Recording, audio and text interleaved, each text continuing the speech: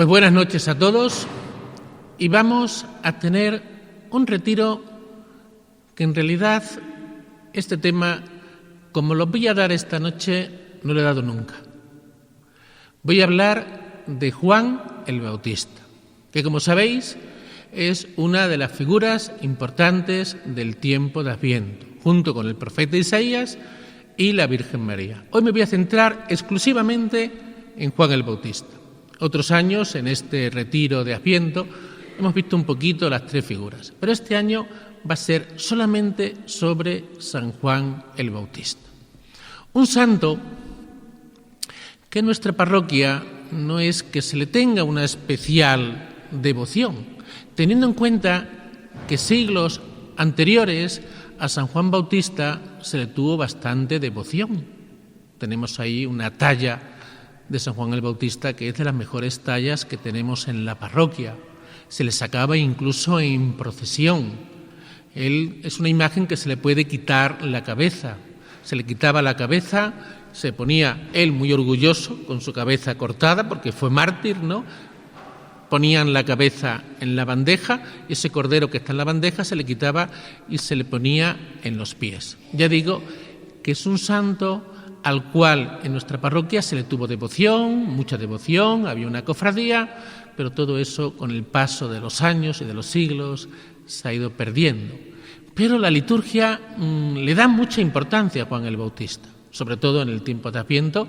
El Evangelio de hoy ha sido de San Juan el Bautista, y la mayoría de los días pues aparece, sobre todo ahora al final ya del Adviento, aparece mucho la figura de Juan el Bautista y los domingos también aparece un montón. Pues bien, hoy, como solemos hacer con mucha frecuencia, tenemos un decálogo sobre San Juan el Bautista. Los primeros puntos los vamos a hacer un poquito rápido y en los tres últimos, ahí nos detendremos un poquito más. Pero ya digo, va a ser un retiro centrado en la figura de Juan el Bautista. Vamos con el primer punto de este decálogo sobre San Juan el Bautista. El primer punto dice así, lo dice el Evangelio. No ha nacido de mujer uno más grande que Juan el Bautista. La grandeza de un santo se mide por la cercanía con Jesús. Por eso San José, aunque no sea el santo más relevante en la Biblia, por ejemplo San Pedro o San Juan, tiene una relevancia muy grande, ¿no? San José habla muy poquito el Evangelio de él, ¿no? Pero es el santo más importante de todos los santos, porque no ha habido santo más cercano a Jesús que San José. Por eso San Juan el Bautista es un santo importantísimo.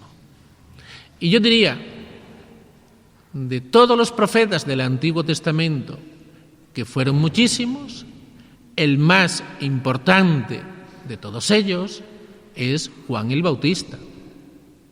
De los profetas, el más importante es Juan el Bautista. ¿Por qué?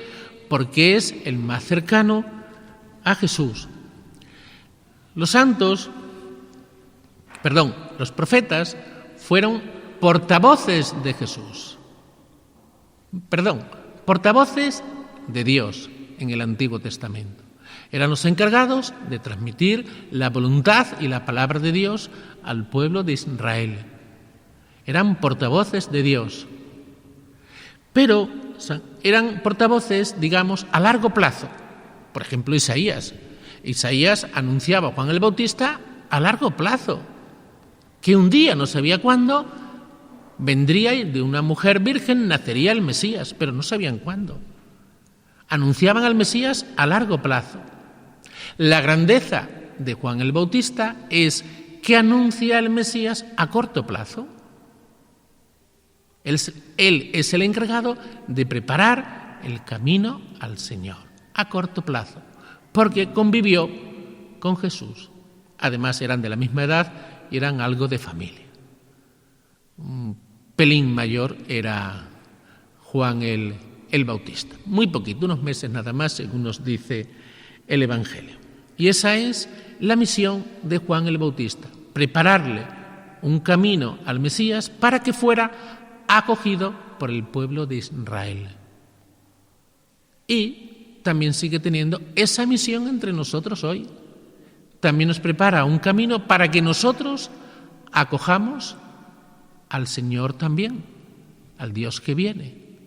Por eso la misión de Juan el Bautista fue importante entonces y sigue siendo importante hoy también en la Iglesia. Sigue teniendo mucha importancia. Por eso no ha nacido de mujer uno más grande que Juan el Bautista, por la misión tan grande que tuvo. Él es la bisagra entre el Antiguo Testamento y el Nuevo Testamento.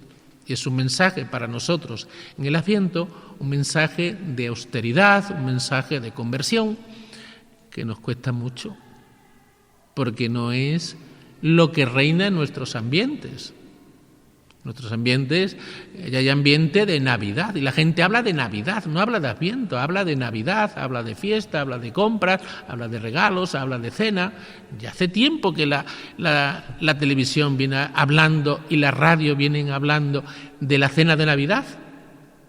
Yo he visto programas en la radio, cuando voy conduciendo los voy escuchando, de cómo se puede hacer una cena lo más barato posible, teniendo en cuenta pues un poquito el tiempo que nos toca de vivir, de inflación y todo eso, ¿no? O sea, esto ya hace semanas que yo lo escuché. Así que Juan el Bautista es ejemplo para nosotros de conversión y austeridad, que es muy propicio para el tiempo de Adviento.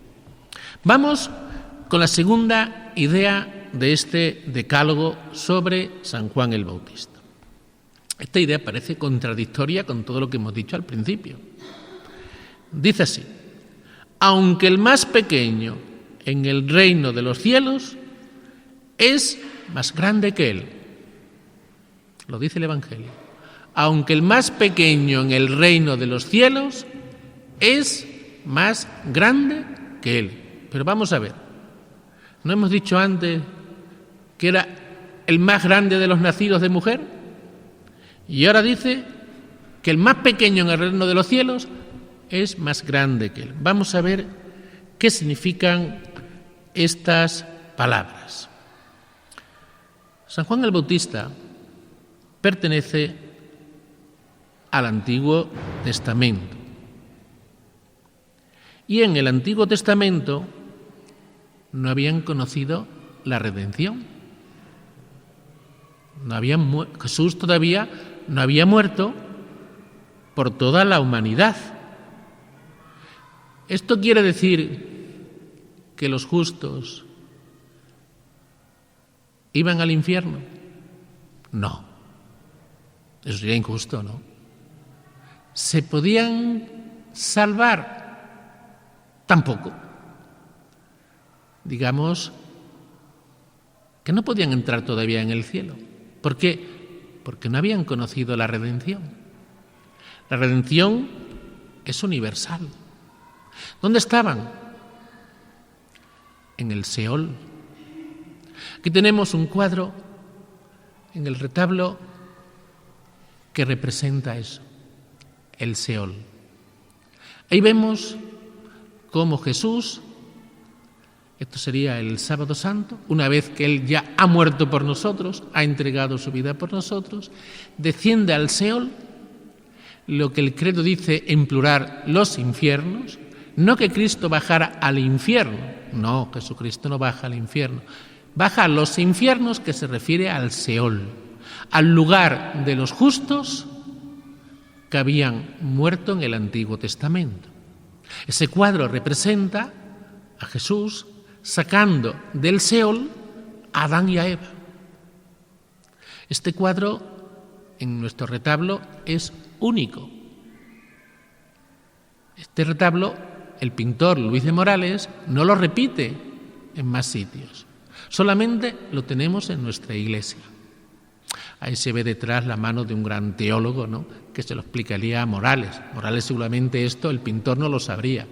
Le explicaría la idea y él la refleja en esa tabla tan bonita, en la que vemos, ya digo, a Jesús sacando a Adán y Eva, considerados justos. María es la nueva Eva. La Virgen María es la nueva Eva. Ella es Eva, sacando a Adán y Eva, cogiéndolos de la mano, ¿no? Qué bonito, qué idea más bonita. Pues por eso es más grande que Él los que hemos nacido en el Nuevo Testamento, porque hemos conocido la redención y podemos disfrutar de la redención, podemos disfrutar de la salvación, cosa en el Antiguo Testamento tienen que esperar hasta que Jesús entrega su vida por nosotros. La redención es universal, lo decíamos el día de la Inmaculada. La Virgen María es la primera redimida, pero es que en el Antiguo Testamento también fueron redimidos. Toda la humanidad ha sido redimida por Jesús, pero no solamente los cristianos, los católicos, no, todos. Jesús ha entregado su vida por toda la humanidad, por musulmanes, por judíos, por hindúes, por todo el mundo, por ateos, por todo el mundo. La redención es universal y nadie se salva sin los méritos de Cristo. Y los del Antiguo Testamento también. Ahora espero que ya se entienda esa frase un poco misteriosa, enigmática, que dice: aunque el más pequeño en el reino de los cielos es más grande que él. En el reino de los cielos es lo que Jesús implanta con su redención. Pero a ese reino de los cielos también después pertenece también, una vez salvados, todos los del Antiguo Testamento. Tercer punto de este decálogo. San Juan el Bautista es humilde. Y esto, la humildad de San Juan el Bautista, tiene mucho más mérito de lo que nos parece. Porque San Juan el Bautista era súper famoso. El historiador judío romano Flavio Josefo es curioso que le dedica muchas más páginas a Juan el Bautista que a Jesús. No estoy hablando de un evangelista, no, de un historiador, que también narra lo que pasó en aquellos tiempos. Flavio Josefo es el principal. Pues le dedica mucho más tiempo, muchas más páginas a hablar de Juan el Bautista que de Jesús, para que veamos la importancia, lo iremos viendo a lo largo de este retiro, la importancia también como personaje histórico que tuvo Juan el Bautista. Decía el mismo Juan el Bautista, para que veamos la humildad que tenía: yo no soy digno de desatarle la correa de las sandalias, decía él de Jesús. Envía a sus discípulos a que sigan a Jesús y le dejen a Él. O sea, se puede ser famoso en la vida y ser humilde. No es fácil, pero se puede. Juan el Bautista es una persona muy famosa, respetada también, valorada, y sin embargo es una persona humilde. Por eso en la Iglesia tenemos que procurar dar cargos a la persona que no los vaya buscando. Lo que decimos que es un trepa, ¿no?, que va buscando cargos, destacar, figurar. Hay que dárselos al que no los busque, porque ese los va a llevar con humildad, con mucha humildad. Y esto que hace San Juan el Bautista es sumamente importante. Y esto tiene muchas aplicaciones en la vida. Que la gente no se quede en nosotros. Que nosotros siempre seamos el trampolín, el puente, como queramos llamarlo, que lleve a los demás a Jesús. Que la gente nunca se quede en nosotros. A veces hay congregaciones que parecen que al fundador o a la fundadora lo quieren más que a Jesús. No, tenemos que centrarnos siempre en Jesús, nunca en la persona. La persona es un medio para que las personas lleguen a Jesús. Yo me he encontrado con personas en parroquias que iban a la iglesia, que iban a misa con un sacerdote y han cambiado al sacerdote y han dejado de ir. ¿Eso tiene explicación? No. No vamos por el sacerdote, vamos por Jesús. Y esto lo tenemos que tener claro. Porque parece que no, pero esto tiene muchas repercusiones en la Iglesia. A mí me ha tocado sufrir, aquí no, pero cuando estuve en la diócesis de Toledo y era arcipreste, me tocó sufrir cuando el obispo cambiaba a uno de un pueblo y me tocó en 3 ocasiones, 2 siendo arcipreste y otra sin serlo. Otra lo tuve que sufrir en mis carnes. El obispo cambiaba a uno y el pueblo se manifestaba en contra. Recuerdo un caso, no voy a decir el pueblo, cambiaron al sacerdote, bueno, era ya mayorcito, llevaba 3 pueblos, le quitaron uno y se lo dieron a otro sacerdote.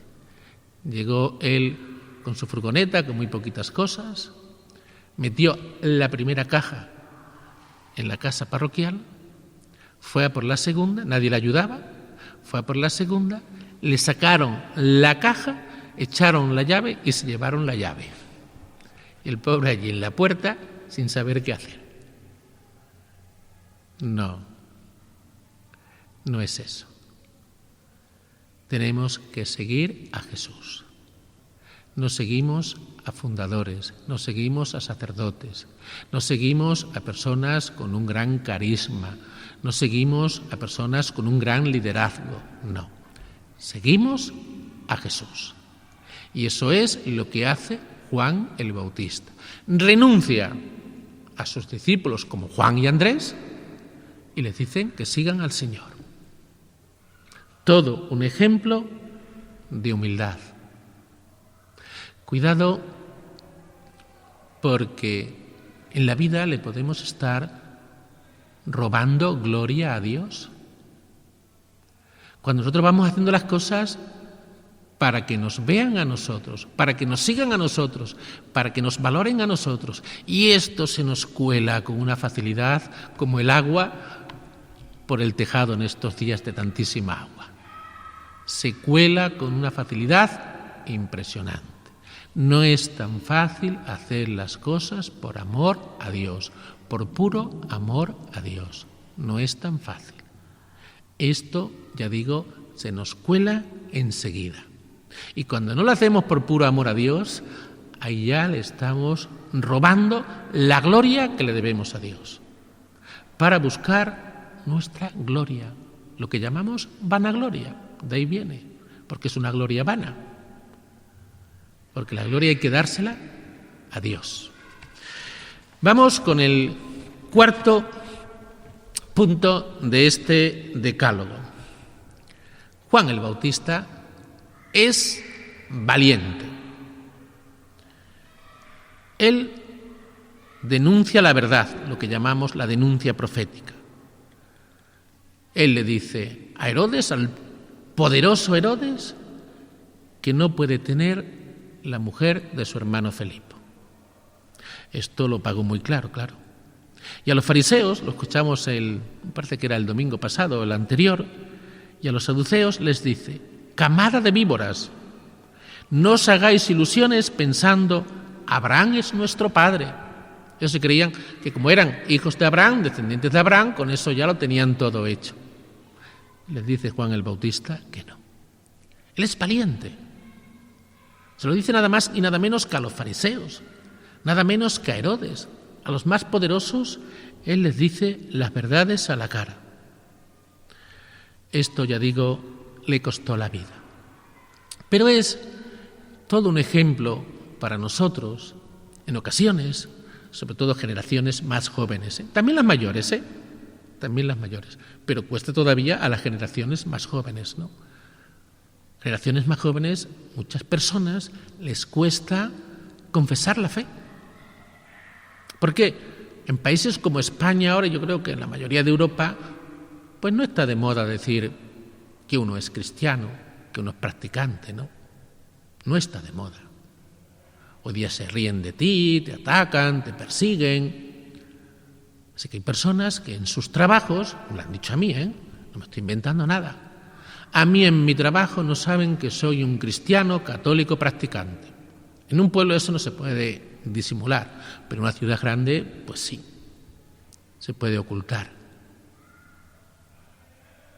¿Nos damos cuenta que en el trabajo es uno de esos lugares donde más tiempo pasamos? ¿Nos damos cuenta de lo que le estamos privando de ejemplo, de testimonio, incluso de algunas palabras, a algunas personas, por no confesar nuestra fe?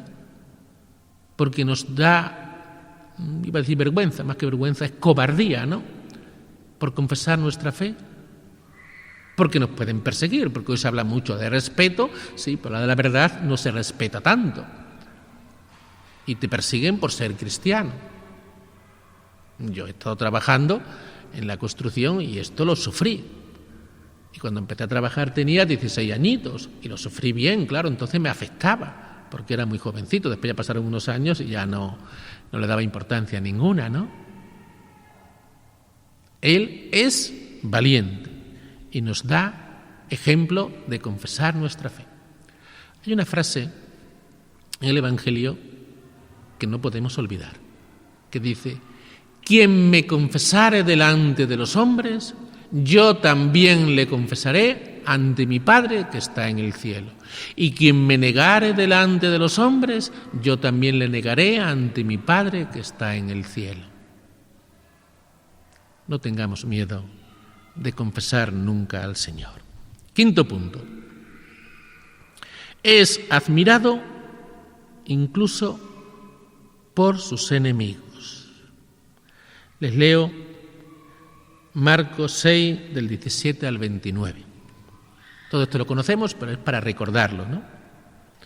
Herodías, la mujer de Herodes, que le había quitado a su hermano Felipo, Herodías aborrecía a Juan y quería quitarlo de en medio. No acababa de conseguirlo, porque Herodes respetaba a Juan, sabiendo que era un hombre honrado y santo, y lo defendía. Cuando lo escuchaba, quedaba desconcertado, y lo escuchaba con gusto. El mismo que manda matarlo, Herodes, admira a Juan el Bautista. Increíble, ¿eh? Increíble. Herodes admira a Juan el Bautista, nos lo dice el evangelista San Marcos. Pero eso no le lleva a cambiar de vida. La admira, pero se queda en admiración. Esto también nos puede pasar a nosotros. Nos pueden impresionar las palabras de Jesús. Podemos admirar las palabras de Jesús, pero de poco valdría si eso no nos lleva a un cambio, a seguir eso que dice Jesús. A veces no reconocemos la verdad porque no nos interesa. Porque reconocer la verdad implica que tenemos que cambiar cosas en nuestra vida. Y como no nos interesa, pues no lo reconocemos. Pero en el fondo de nuestro ser hay algo que dice: aquí me estoy equivocando.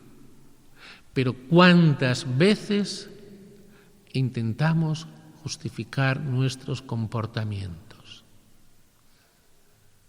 Tenemos una cosa que sabemos que está mal, que no lo hacemos bien, pero acudimos a 40.000 argumentos para intentar justificar nuestro comportamiento, nuestra conducta. Esto nos pasa muchísimo. Por ejemplo, los sacramentos. Anda, que no utilizamos los sacramentos. Y en el fondo tú con las personas lo razonas. Yo el domingo lo razonaba con los niños en la misa de niños, delante de todas las mamás. Y los mismos niños lo razonaban bien, pero no damos el paso. Yo le planteaba a los niños el domingo pasado en la misa de niños que sí, el Adviento es muy importante para prepararnos para el Adviento, pero después llegan las vacaciones y ya no venimos a misa. El domingo demostré aquí delante de todos los niños que se han preparado para la comunión y no había ni uno. Del año pasado no había ni uno. Lo pregunté así en voz alta, ni uno. Esos padres, ¿cómo están educando a esos niños? ¿En la mentira? Están inculcando una mentira a esos niños. Entonces hay cosas que sí, podemos reconocer que no tenemos razón, pero como no nos interesan, pues las apartamos, le damos ahí un poquito de lado, hacemos la vista gorda o incluso intentamos justificarnos con 40.000 razonamientos, lo que sea. Herodes admira a Juan el Bautista, le respeta, pero no fue capaz de dar el paso de cambiar, de convertirse, de reconocer que estaba equivocado. Y ese peligro lo tenemos también todos nosotros, en unas o en otras circunstancias de la vida. Dichoso el que no se escandaliza de mí. Lo que voy a decir ahora lo dije en la homilía del sábado, pero claro, yo digo el fin de semana digo 3 homilías distintas. Algunos venían el sábado, otros no venían el sábado, entonces, bueno, a lo mejor alguno ya esto lo ha escuchado, pero bueno, lo escuchamos otra vez, en atención a aquellos que no lo han escuchado. Porque ya digo 3 homilías distintas y prácticamente nadie repite misa, ¿no? Entonces, como me parece una idea importante, la vamos a intentar explicar aquí ahora. Porque esto también nos puede venir bien. Para nosotros, el razonamiento que yo voy a hacer aquí ahora se lo podamos hacer a los demás. Dichoso el que no se escandaliza de mí. Hay otras Biblias que traducen dichoso el que no se siente defraudado por mí. Me da lo mismo, ¿no? La última traducción de los últimos leccionarios dice dichoso el que no se escandaliza de mí. Son muchas las personas que se escandalizan de Dios, que se sienten defraudados por Dios. Sobre todo suelen ser personas que en su vida han tenido una desgracia. Pero se han dado cuenta que ante una desgracia hay personas que se apartan de Dios y hay otras personas que se acercan más a Dios. ¿Se han dado cuenta de ese detalle? Porque también los hay que se acercan más a Dios, ¿eh? Les sirve para reflexionar, es como una sacudida en sus vidas, ¿no? Cuando les ocurre algo así. Y yo conozco muchos casos, ¿eh? No uno ni dos. Conozco casos de personas que se han apartado de Dios ante una desgracia y conozco casos de personas que se han acercado más a Dios. Hay que reconocer que hay situaciones muy difíciles. Y eso lo tenemos que respetar siempre. Tenemos que ponernos siempre en el lugar del que sufre. Me acuerdo cuando estaba en Corral de Almaguer, un accidente de coche se llevó a 3 jóvenes por delante. Estábamos 3 sacerdotes. Yo era el más mayorcito, era el párroco. Otros 2 eran muy jovencitos. Vamos a ver a las familias. Y nos tocaba ir a ver una familia que el caso era realmente difícil. Se había muerto el hermano mayor hacía unos años, con 17 o 18 años. Habían pasado unos años, la madre de una de las hijas había tenido un nietecito, bueno, ya le iba superando un poquito, y ahora por segunda vez se le muere en un accidente de coche les pasó un camión por encima. Otro hijo con 17 años. Vamos, la situación es dificilísima. Eso hay que entenderlo. Yo les dije a mis compañeros, vamos a ver la familia. Y hay que estar preparado para todo. Digan lo que digan. Renieguen de Dios, se quejen de Dios, porque es que de alguna manera se tienen que deshogar. Entonces hay que estar preparado para todos. Y hay, como solemos decir, vulgarmente, hay que aguantar el chaparrón. Pero nosotros vamos. Nos hacemos presentes. Les manifestamos nuestro cariño, que estamos al lado de ellos. Eso es lo que tiene que percibir la familia en una situación de esa. En mi vida he hecho un entierro más difícil que ese. Fuimos los 3 sacerdotes, que entonces iba a las casas a por los difuntos, fuimos cada uno a una casa, en la calle Real, en una calle que cruzaba todo el pueblo. Ahí nos juntamos los 3 sacerdotes con los 3 difuntos. Increíble. Una calle larga, coincidimos los 3 en la calle Real con los 3 jóvenes. La iglesia, pueden imaginarse cómo estaban, ¿no? Entonces digo que sí, que tenemos que ponernos en el lugar de la familia, que son momentos difíciles. Yo lo que te van a decir casi siempre es, ¿por qué ha permitido Dios esto? Y muchos de ellos se lo preguntan seriamente. Tengo una amiga que falleció su marido muy joven, con 3 niños pequeños, y estaba todo el día haciéndose preguntas. Y me decía, y me hablaba, yo digo, que son preguntas que no vas a encontrar contestación. Pero la gente se pregunta mucho. ¿Por qué me ha sucedido esto? ¿Por qué ha permitido Dios esto? Entonces tenemos que ser sumamente comprensivos con estas familias. Pero no ocultarles la verdad. Con mucho cariño se les puede hacer esta reflexión. Cuando te dicen que eran cristianos, que eran creyentes y que han dejado de creer. Tiene que ser la situación propicia, ya digo, con mucha caridad, con mucho amor, por su bien, intentando ayudarles, no echarles nada en cara, que es muy distinto. Por eso ya digo, hay que hacerlo con mucha caridad y siendo muy comprensivos. Hay que hacerle ver a estas familias, esto que te ha sucedido a ti, ¿es a la única persona que le ha sucedido? La respuesta es no. ¿Esto le ha sucedido a cientos de personas? La respuesta es sí. ¿A miles de personas? La respuesta sigue siendo sí. ¿A millones de personas en todo el mundo? La respuesta sigue siendo sí. Por esto, por lo que yo he dejado de creer, a mí no me ha pasado el primero. Le ha pasado a lo largo de la historia de la humanidad y la historia actual de la humanidad a millones y millones y millones de personas. Y viene mi pregunta. ¿Tú esto antes no te habías dado cuenta que le pasaba a millones de personas? Sí, me había dado cuenta. Eso ya les cuesta más reconocerlo.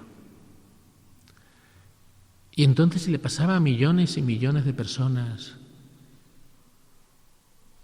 ¿por qué creías? Y la respuesta suele ser, porque antes no me había tocado a mí y ahora me ha tocado a mí. Nos damos cuenta que esa respuesta es muy incoherente, egoísta, inmadura. O sea, si le pasa a otras personas, yo acepto a Dios. Ahora me paso a mí, ya no acepto a Dios. Qué fe más inmadura, ¿no? Qué fe más poco reflexionada. Qué fe más egoísta. ¿Qué fe más incoherente? Pues esto, por desgracia, pasa muchísimo.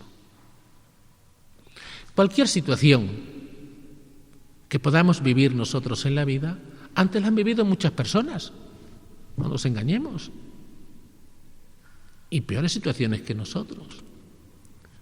Entonces, ¿por qué creíamos? Si Dios permitía eso, pero lo permitía con otros, que ahora lo ha permitido conmigo.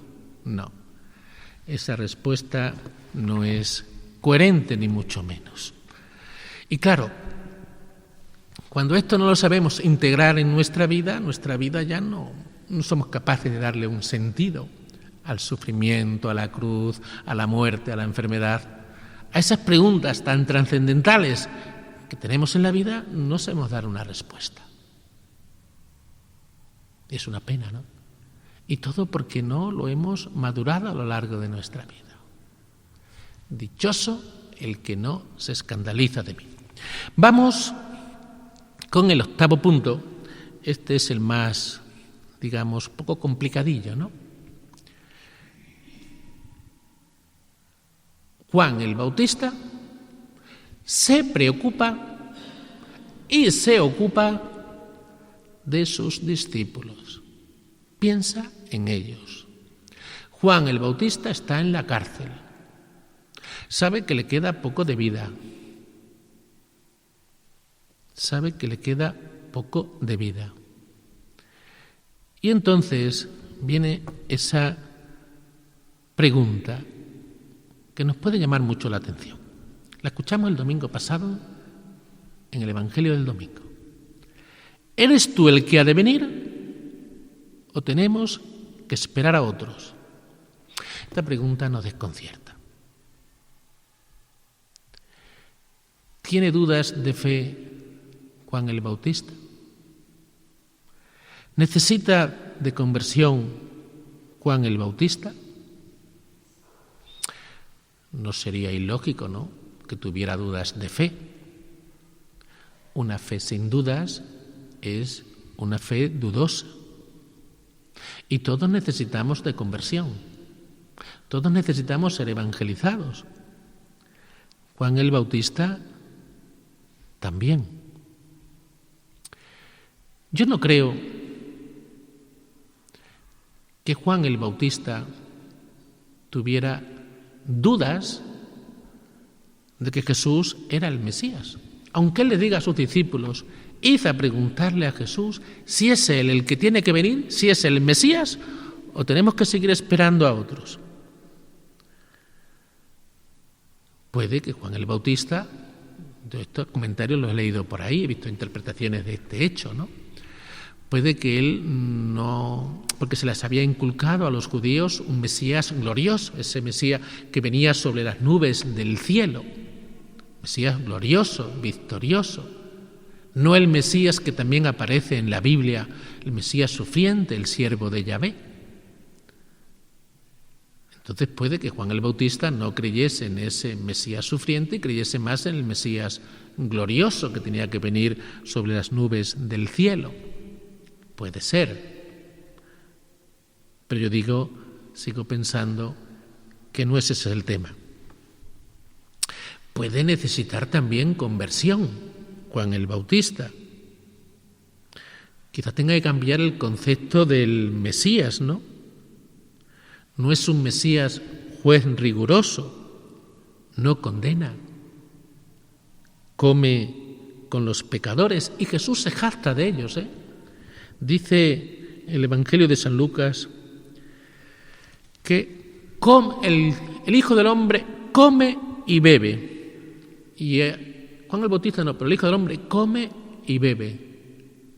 Y decís que es comilón y borracho. Él se jacta de comer con los pecadores y beber con los pecadores. Sumamente comprensivo. Quizás esto le cueste aceptarlo a Juan el Bautista. Pero sigo diciendo que creo que esa no es la razón principal por la cual Juan el Bautista manda a sus discípulos que vayan a Jesús a preguntarle si es el Mesías o tiene que esperar a otro. Juan el Bautista, para mí, no duda. ¿Por qué lo hace? Vamos a intentar explicarlo. Mi versión.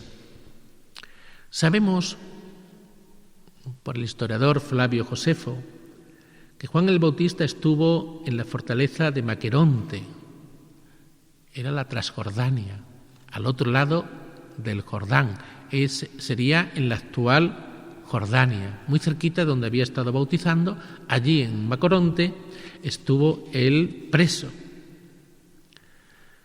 Es muy difícil que dude Juan el Bautista cuando dijo: tú eres el Cordero de Dios que quita el pecado del mundo. Juan el Bautista había escuchado la voz del cielo que decía: este es mi Hijo, el amado, mi predilecto.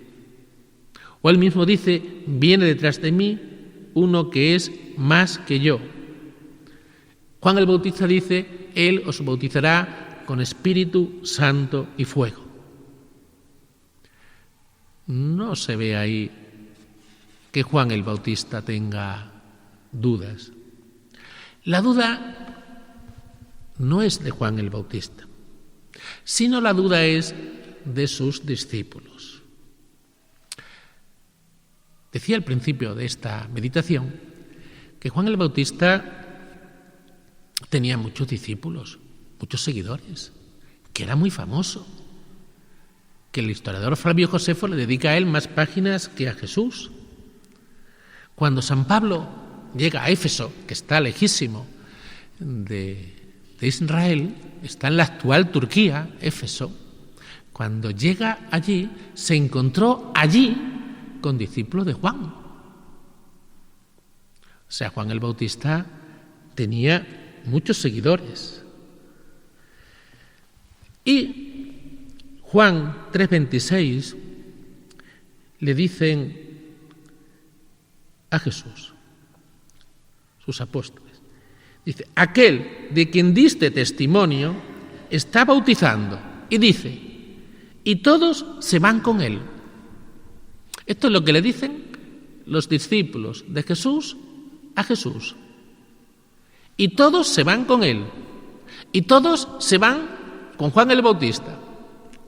¿No percibís ahí una cierta envidia por parte de los discípulos de Jesús? ¿Que Juan el Bautista tenía más seguidores que Jesús?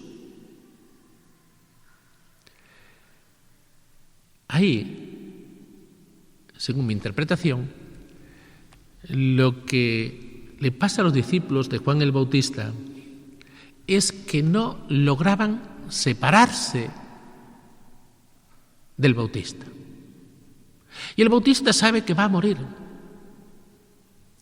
y quiere dejarlos encaminados, quiere que sigan a Jesús.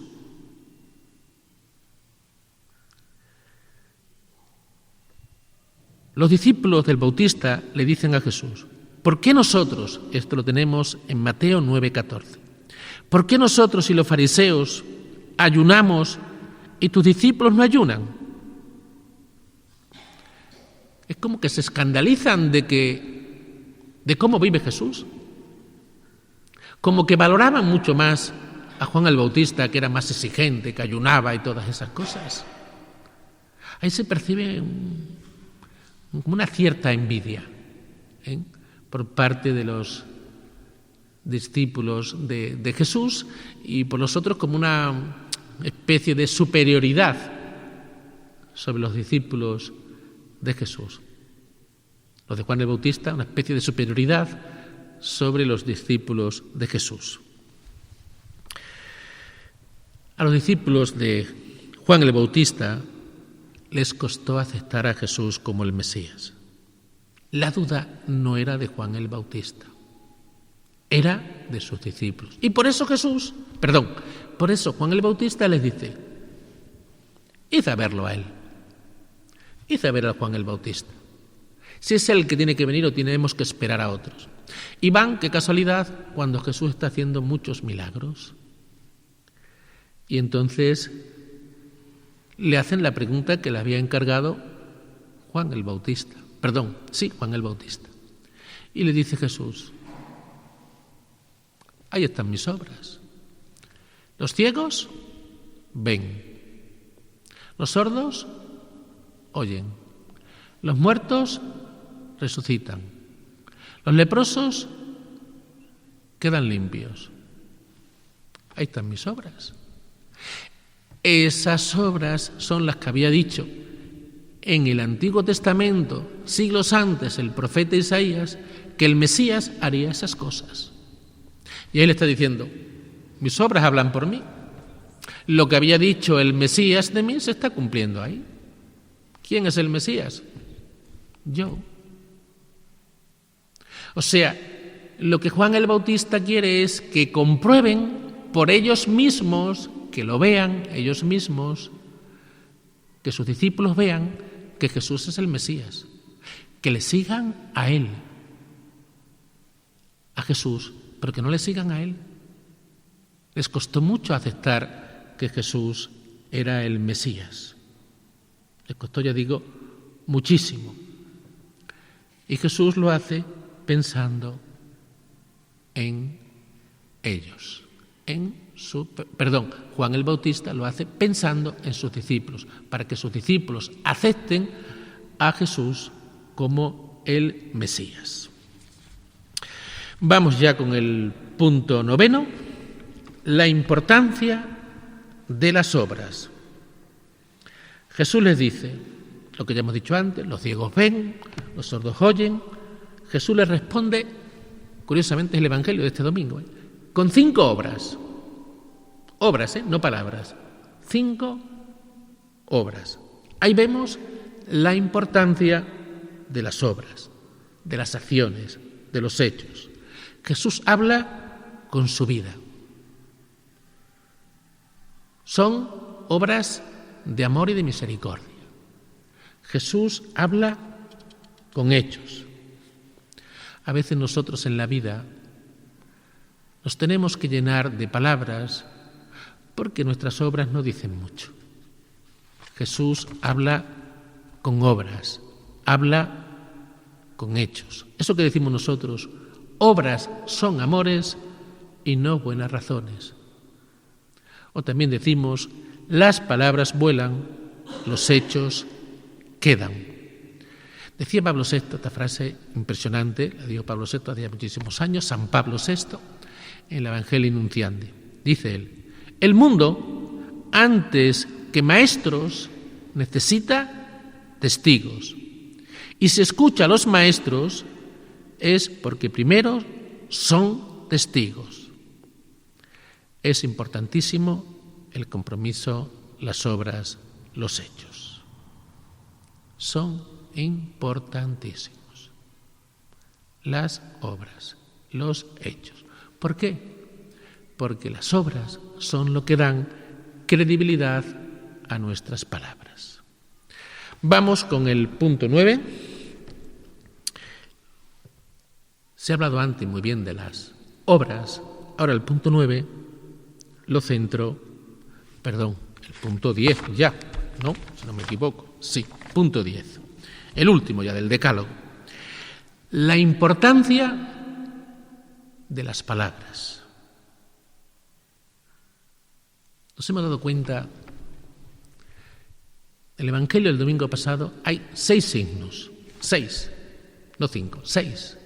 5 son obras, pero hay uno de ellos que son palabras.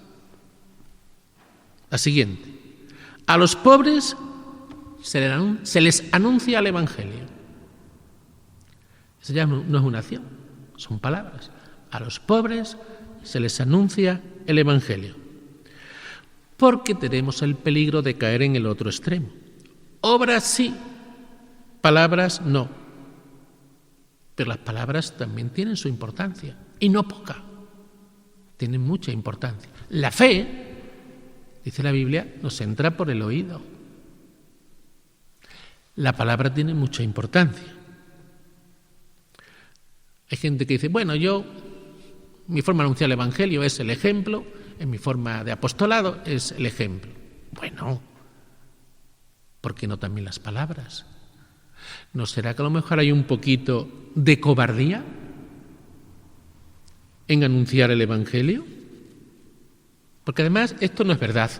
Esto no es el ejemplo que nos da Jesús. Jesús hace las dos cosas. El Evangelio no es lo que Jesús hizo, ni tampoco es lo que Jesús dijo. El Evangelio es lo que Jesús hizo y dijo. Las dos cosas. Y Jesús tiene palabras y tiene hechos. Y las palabras no se oponen a los hechos ni los hechos a las palabras. Las dos cosas se complementan y las dos cosas son necesarias. Nosotros intentamos oponer una cosa a otra, no. Lo que he dicho tantas veces de la espiritualidad de la Y, esto y lo otro. Las obras y las palabras y las obras. Si Jesús no hubiera explicado con sus palabras, muchas cosas no se entenderían. Si Jesús solamente hubiese anunciado el Evangelio con sus obras, muchas cosas no se entenderían. ¿Cómo íbamos a entender que existe un cielo? ¿O cómo íbamos a saber que existe la Trinidad?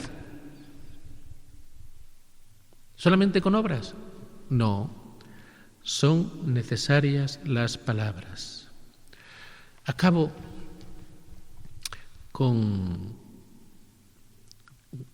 un pasaje del Evangelio, que es cuando las personas llevan a un paralítico a Jesús, está rodeado de gente, no pueden entrar, se suben al tejado, quitan parte del tejado, descuelgan en una camilla con sogas al paralítico y lo ponen delante de Jesús.